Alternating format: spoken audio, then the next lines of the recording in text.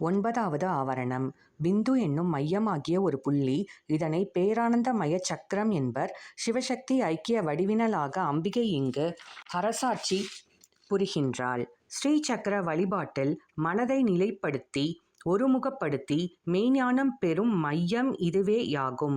இன்பம் துன்பம் என்ற இருநிலை நீக்கி ஞான நிலை எய்த இச்சக்கர வழிபாடு உதவும். ஸ்ரீசக்கரத்திற்கு 43 முக்கோண சக்கரம் என்று மற்றொரு விளக்கமும் உண்டு.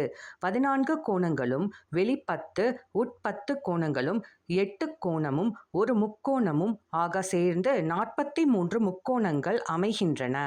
ஆனால் உண்மையில் உற்று நோக்கிடில் மேல் நோக்கிய 4 பெரிய முக்கோணங்களும் கீழ் நோக்கிய 5 பெரிய முக்கோணங்களும் தெரியும்.